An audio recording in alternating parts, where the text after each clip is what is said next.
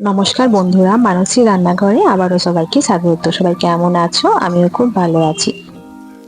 আজকে আমি বানিয়েছি খুব লোভনীয় আর খুব টেস্টি একটা রেসিপি। একদম বাইরের দোকানের মতন বানিয়েছি এগ রোল। বাড়িতেই কেমন করে বানিয়েছি চলুন বন্ধুরা সেটা আমি শেয়ার করে দেখাচ্ছি। আর ভিডিওটি ভালো লাগলে অবশ্যই লাইক কমেন্ট শেয়ার করে সাবস্ক্রাইব করে পাশে থাকবেন। তো এখানে আমি এগ রোল বানাবার জন্য যে উপকরণগুলো সব নিয়েছি সেগুলো হচ্ছে ডিম নিয়েছি, পেঁয়াজ কুচি, গাজর কুচি, শসা কুচি নিয়েছি, সয়া সস নিয়েছি 2 টেবিল চামচ, টমেটো কেচাপ নিয়েছি 2 টেবিল চামচ, নুন নিয়েছি, লঙ্কা গুঁড়ি নিয়েছি।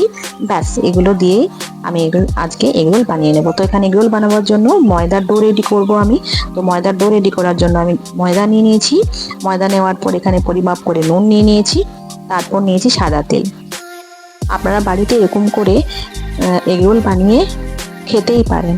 বাড়িতে বানানোটা হেলদিও হবে, বাইরের তো খেতে ভালোই লাগে, কিন্তু বাড়িতে দোকানের মতন কেমন করে বানাতে হয় একবার বানিয়ে দেখেই নিন না, বাড়িতেই বানাতে বারবার ইচ্ছে করবে।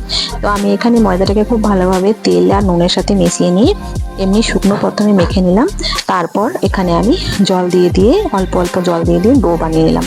ঠিক এরকম যখন খুব নরমও না খুব শক্তও না, ডোটা যখন হয়ে যাবে তখন এটাকে 10 মিনিট রেস্টে রেখে দিতে হবে।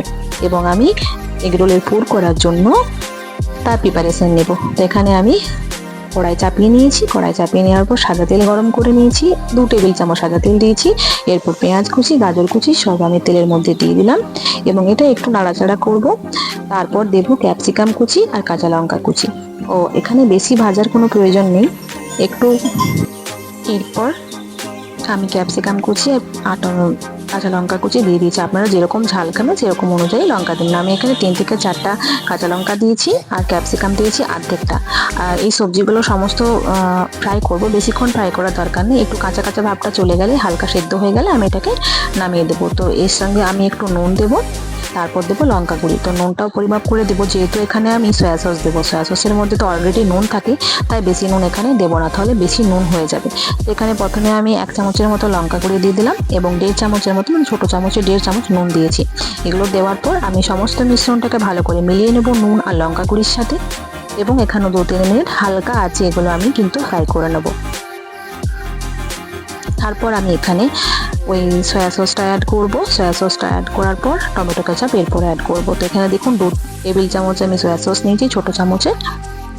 একটু দিলে সয়া সসের ফ্লেভারটা চলে আসবে। তো এখানে দেওয়ার পর খুব ভালোভাবে আবার মিশ্রণটা মিশিয়ে নেব।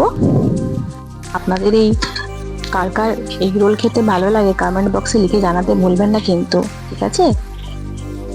এরপর আমি এখানে দিলাম 2 টেবিল চামচ টমেটো কেচাপ বা টমেটো সস। টমেটো সস দেওয়ার পর আবারও উপকরণটা খুব ভালোভাবে আমি মিশ্রণটা মিশিয়ে দিলাম।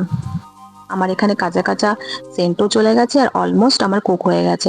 তো এটাকে আমি একটা পাত্রের মধ্যে তুলে রেখে নেব। পুরো আমার রেডি হয়ে গেছে। আমি এখানে দেখে নিলাম যে আমার অলমোস্ট হয়ে গেছে, কাঁচা কাঁচা ভাব চলে গেছে। তারপর আমি এটাকে তুলে নিলাম একটা পাত্রে। এরপর যে ময়দাটা মেখে রেখেছিলাম, ডো আমার রেডি হয়েছিল। আমি রুটির মতন বড় বড় আকারে করে নিলাম। এখানে এরকম বড় বড় রুটির আকারে করে নেব। বেলার পর আমি তাওয়াতে যেরকম রুটি সেকে ঠিক সেরকমই সেকবো।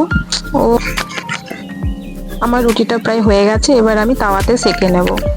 একটা দিয়ে দিয়েছি, একদম মিডিয়াম আঁচে রেখেছি, হাই আঁচে রাখিনি, তাহলে পুড়ে যাওয়ার সম্ভাবনা থাকবে। এরপর আমি 2 পিঠ খুব ভালোভাবে সেকবো না, হাফ হাফ করে সেকবো, যেহেতু তেল দিয়ে আবার এটাকে ফ্রাই করব। এরপর 2 পিঠ সেকা হয়ে যাওয়ার পর আমি 1 চামচ সাদা তেল দেওয়ার পর রুটির মধ্যে, পুরো রুটির মধ্যে আমি সাদা তেলটা এরকম করে চামচে করে বুলিয়ে নিলাম। এরপর আমি পাল্টে দেব। এবার পাল্টে দেওয়ার পর এখানেও আমি যে ডিমটা গুলে রেখেছিলাম, নুন আর লঙ্কা গুঁড়ি দিয়ে ডিমটাকে আগে আমি রেডি করে রেখেছিলাম। একটা ডিম, প্রত্যেকটা রুটির সঙ্গে এক একটা করে ডিম দেবে, মানে একটা রুটি মানে একটা ডিম। তো ভালোভাবে ডিমের গোলাটা দেওয়ার পর আমি এরকম করে খুন্তি করে পুরো রুটির মধ্যে ডিমের গোলাটাকে আমি এরকম করে মেরে নেব। তারপর ওই পিঠটা যখন হালকা হালকা ফ্রাই হয়ে যাবে তখন আবার এই পিঠটা আমি পাল্টে দেবো। এই দেখুন এরকম করে। তো এদিকে ডিমটা যখন ভাজা ভাজা হয়ে যাবে তখন আবার আমি এদিকে পাল্টে পরে ওর সাথে আমি পুর অ্যাড করব। তো আমার এখানে পুরোপুরি ডিমটা ফ্রাই হয়ে গেছে। আবার আমি ওপরে 1 চামচ তেল দিয়ে দিলাম, যাতে আবার না চিটে যায়। ভালোভাবে আমি বুলিয়ে দিলাম। এরকম করে বুলোলে পরে আর পিঠে যখন পাল্টাবো তখন আর লেগে যাবে না। ব্যাস এরকম করে পাল্টে দিলাম। এরপর আমি যে পুরটা রেডি করে রেখেছিলাম সেই পুরটা একটু একটু করে দেব। এরকম লম্বা লম্বা করে দিলাম, যেহেতু এগরোলে তো এরকমই বেশি ভালো লাগে। এরপর আমি এখানে একটু নুন আর একটু লঙ্কা গুঁড়ি দিয়ে দেবো, একটু একটু করে, একদম কম, যেহেতু নুন আমার দেওয়া আছে। আর একটু টমেটো কেচাপ দিয়ে দেবো। এরপর আমি এটাকে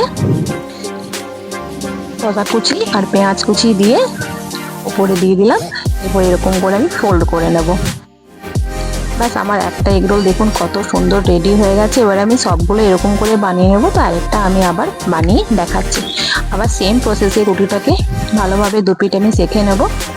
আর ওপর থেকে 1 চামচ করে সাদা তেল বুলিয়ে দেবো। তারপর সেম প্রসেসে ডিমটাও দিয়ে দেবো।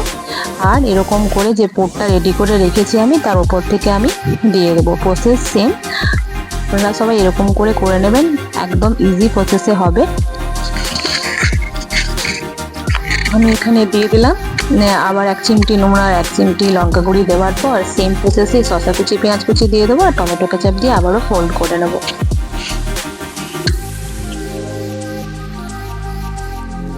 এরকম করে একটু আমি চেপে চেপে দিলাম, যেহেতু খুব গরম ছিল ফোল্ড করতে খুবই অসুবিধা হচ্ছিল। যাই হোক আমি ফোল্ড করে নিয়েছি কোনো রকম করে।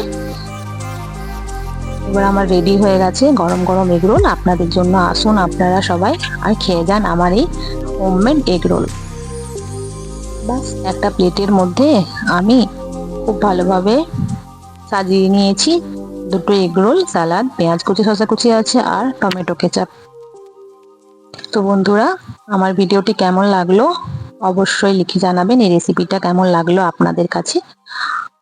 আজকে আমি এই পর্যন্তই, আবার আসবো অন্য কোনো দিন অন্য কোনো রেসিপি নিয়ে। ততক্ষণ পর্যন্ত সবাই ভালো থাকবেন আর সুস্থ থাকবেন। আবার দেখা হবে পরের কোনো দিন ভিডিওতে অন্য কোনো রেসিপির সাথে। থ্যাংক ইউ সো মাচ ভিডিওটি সম্পূর্ণ